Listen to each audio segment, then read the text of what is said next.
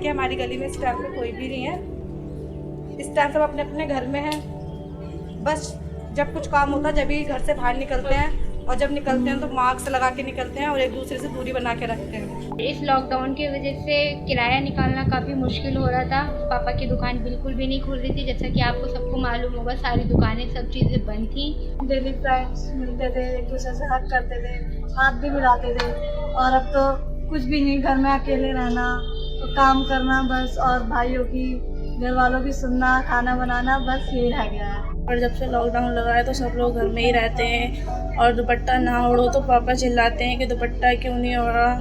मुझे face centre की बहुत याद आ रही है दीदी।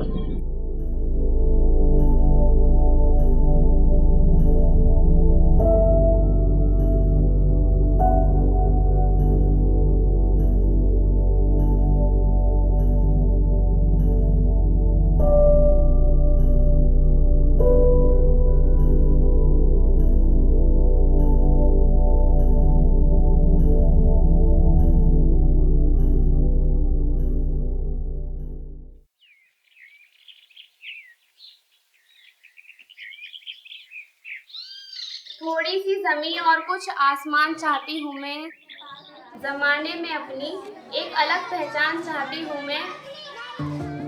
बचपन से ही सोचा था कि साइंस साइड लेंगे, डॉक्टर बनना है। मुझे पढ़ना इतना अच्छा लगता है कि मैंने बंगाली लैंग्वेज सीखी, लिखना, पढ़ना, समझना।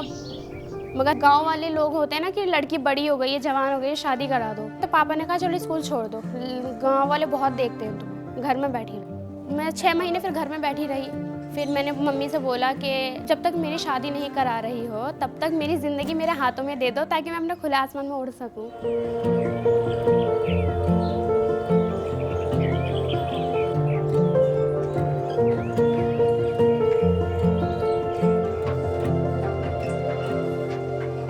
2014 में निरंतर ने अर्ली एंड चाइल्ड मैरिज पर एक लैंडस्केप एनालिसिस किया, जिसमें हमने पाया कि युवाओं पर केंद्रित कार्यक्रमों में युवा ही उनके केंद्र में नहीं है। शिक्षा से संबंधित भी जो पहल हैं उसमें ज़्यादातर यही प्रयास रहता है कि अधिक से अधिक लड़कियों को स्कूलों में रखा जाए लंबे समय तक, जिससे कि उनकी उम्र 18 साल तक खींची जा सके। ये एक बड़ा सवाल है कि जो लड़कियां स्कूलों में नहीं हैं या स्कूल कभी गई ही नहीं, उनका क्या उनके पास शादी के अलावा कोई विकल्प नहीं होना चाहिए। स्पेस स्कूलों से बाहर युवा लड़कियों के लिए एक ऐसी सशक्त शिक्षा की पहल है जो उन्हें अपनी ज़िंदगी में नए विकल्प ढूंढने और उन पर अमल भी करने का जीवन कौशल देती है।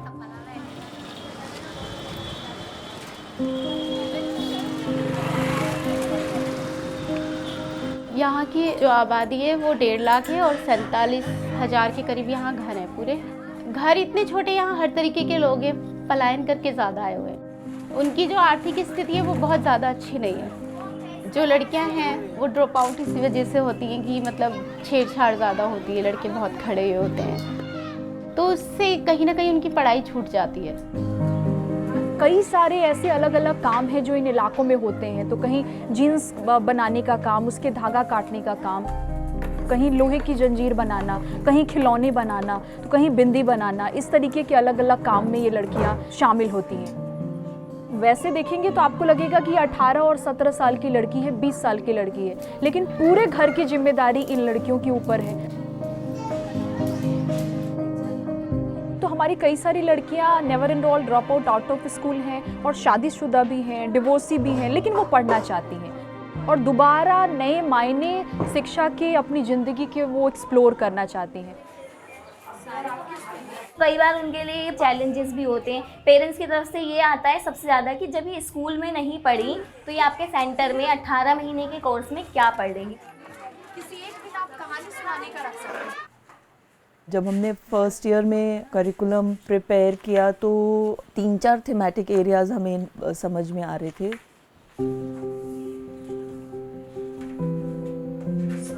पूरा हमारा नज़रिया था करिकुलम को डेवलप करने के लिए सिर्फ अर्बन चीज़ों को नहीं डालना, जब हम फेमिनिस्ट पर्सपेक्टिव के बारे में बात कर रहे हैं तो करिकुलम में सिर्फ महिलाओं की बात नहीं आनी चाहिए, पर हम राइट्स के बारे में बात करें, हम ऐसी चीज़ों के बारे में बात करें जो लड़कियों की अपनी एक्सपीरियंस है, अपनी नॉलेज है, उसको भी स्ट्रेंथन करें और अपने नॉलेज में वो नई चीज़ें भी इंक्लूड कर पाएँ। यहाँ ये इम्पॉर्टेंट हो जाता है कि लड़कियाँ किसी चीज़ को किस नज़रिए से देख रही हैं, वो उसमें क्या एक्सपीरियंस ला रही हैं, उनके ऊपर उस एक्सपीरियंस का क्या या उस नॉलेज का क्या असर पड़ रहा है और कलेक्टिवली हम कैसे नॉलेज क्रिएशन कर रहे हैं। और जब हम मेन स्ट्रीम एजुकेशन में करिकुलम के बारे में बात करते हैं तो शायद पानी एंड वाटर बॉडीज़ के बारे में बात कर लिया जाएगा या रिवर के बारे में बात कर लिया जाएगा, पर उसका जो एक जेंडर एस्पेक्ट है, उसका जो एक कास्ट डायनामिक है या क्लास है, वो कभी भी बात नहीं की जाएगी। शिक्षा अपने आप में कोई आइसोलेटेड चीज़ नहीं है जो कि कम्युनिटी से अलग एक अलग दुनिया है।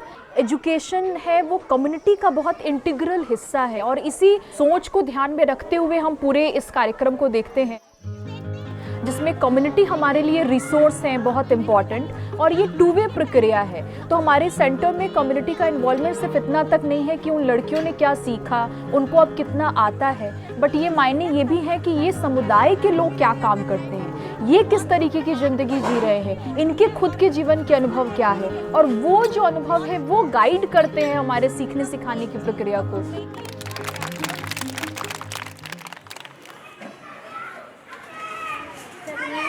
जैसे ही लड़का और लड़की का जन्म होता है तो उसी के आधार पे उनका कैरियर निर्धारित हो जाते हैं। लड़कियों का जो कैरियर है वो सिर्फ टीचर बनेगी या घर का काम करेगी या सिलाई में जाएगी या वो ब्यूटिशियन करेगी, लेकिन लड़कों के लिए कहा जाता है कि वो तो इंजीनियरिंग करेंगे क्योंकि उनका दिमाग तेज है, वो अपने निर्णय खुद ले सकते हैं। तो जब हमें लगा कि मैथ्स और साइंस में भी लड़कियाँ आगे बढ़ सकती हैं तो हमने मैथ्स और साइंस में बहुत अच्छी अच्छी गतिविधियाँ कराई ताकि उसकी रुचि बढ़े।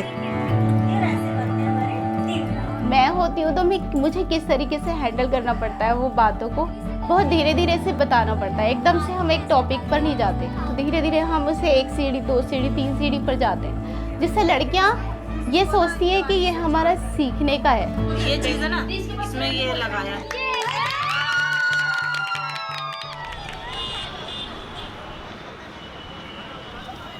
निरंतर ने पिछले तकरीबन 4 साल पहले हमें अप्रोच किया कि वो अपने सेंटर्स की जो बच्चियां हैं जो ज़्यादातर स्कूल ड्रॉप आउट हैं या कभी भी स्कूल नहीं गए, उनके साथ वॉक्स को लेकर काम करना चाहते हैं, क्योंकि बहुत सारी लड़कियां जो कभी अकेले खुद से शहर में घूमने नहीं निकली बिना या तो फादर के या ब्रदर के या पति के।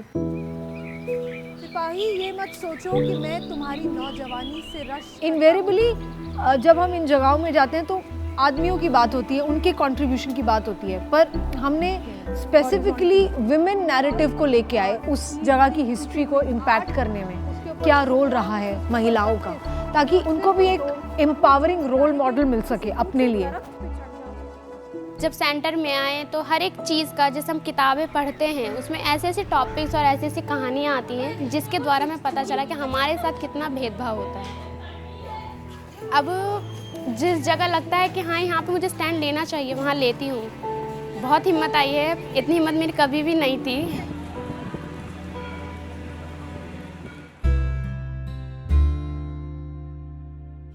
तो अगर लड़कियों की भूमिका और भागीदारी को देखें कि उनके वॉइसेस कैसे आ रहे हैं, तो एक दूसरी चीज़ जो हमें बहुत गाइड करती है वो है लेटर राइटिंग। तो लड़कियां खुद के लेटर्स लिखती हैं, खुद के अनुभवों के बारे में, सेंटर के बारे में, उनके दिल में क्या चल रहा है उसके बारे में, अपनी चाहत के बारे में, अपने गुस्से के बारे में, क्या घर में ठीक नहीं लगा उसके बारे में, दोस्तों के बारे में।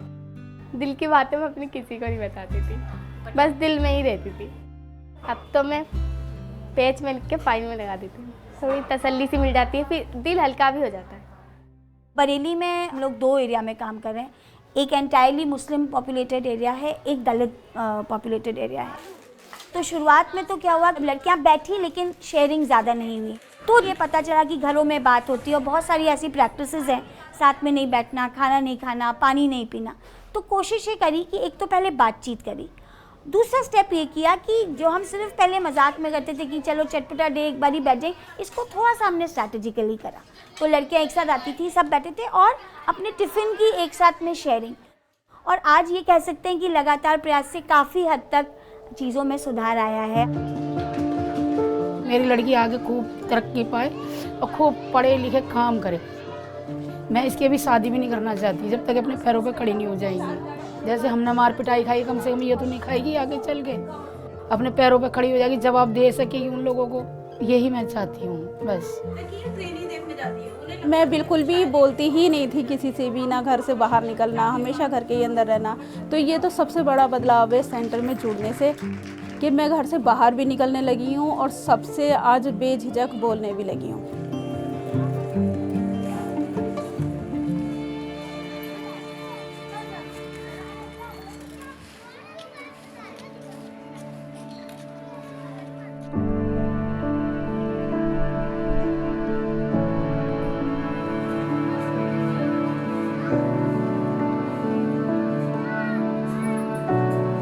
विद इन 1 वीक क्राइसिस शुरू हो गई। फैमिलीज़ में राशन की प्रॉब्लम हुई, लोगों के पास काम नहीं थे क्योंकि सब कुछ इतने अचानक से हुआ, लोग प्रिपेयर्ड उस तरीके से नहीं थे। तो अप्रैल तक काफ़ी रिलीफ का काम चला। पेस की लड़कियों ने जिस तरह का नेतृत्व दिखाया, जिस तरह का आत्मविश्वास दिखाया और अपनी शिक्षा को इस्तेमाल किया समुदाय के लिए, वो करने के लिए जो और कोई करने में सक्षम नहीं था। सरकारी स्कीमों को समुदाय तक लाने के लिए, जानकारियां समुदाय तक लाने के लिए, जिनके पास कुछ भी नहीं था उनको राशन दिलाने के लिए। पिछले 1.5-2 सालों से लगातार जो उनके साथ काम हुआ था, उसने उन्हें वो आत्मविश्वास दिया कि वो ये काम भी कर सकें और अपने परिवार वालों को मना भी सकें कि वो उन्हें ये काम करने दें। लड़कियों से हेल्प ली, जहाँ जहाँ लड़कियां रहती हैं उनको फोन से संपर्क किया, फोन करके उनसे उनके आसपास में कौन परेशान है, किनकी कंडीशन खराब है, इस तरीके से लड़कियों ने भी बहुत हेल्प की, लिस्ट बनाकर भेजी।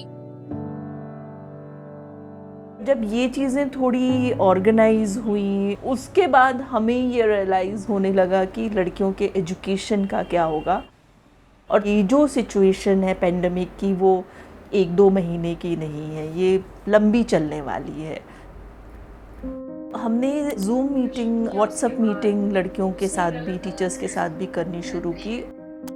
साइकोसोशल इश्यूज़ क्या हैं, वो इसको कैसे डील कर रहे हैं, लाइवलीहुड के क्या इश्यूज़ हैं, औरतों के क्या इश्यूज़ हैं।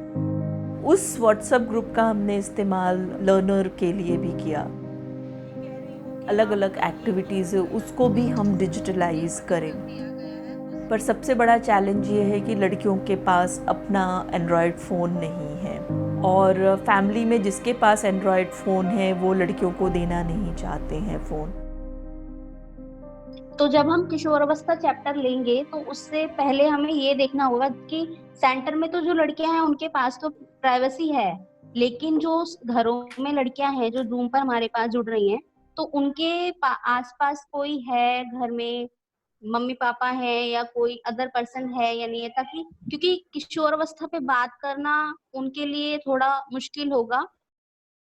तो लड़कियों का अगर हमारा जैसे ग्रुप बना हुआ है तो वो वीडियोस के जो लिंक्स और उनको हम व्हाट्सएप ग्रुप में लड़कियों के शेयर कर देंगे, ताकि उसको देखकर भी वो डिस्कशन में हमारे साथ पार्ट ले सके और उसको देखकर भी वो बाद में अपने सवाल उस ग्रुप में भेज सकती हैं या पर्सनल वॉइस रिकॉर्ड कर कर। मैंने जिन लोगों के राशन कार्ड नहीं थे उनका ई-कूपन का फॉर्म भर के उनको फ्री में राशन भी दिलवाया। मैंने इस बीच जो कदम उठाया उससे मेरे अंदर बात करने का हौसला भी आया और मैंने घर से बाहर निकलना भी शुरू किया।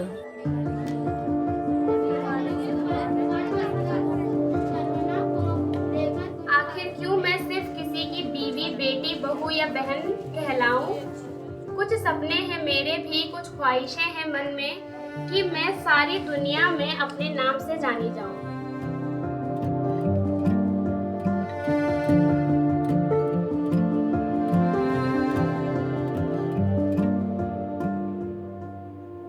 Thank you.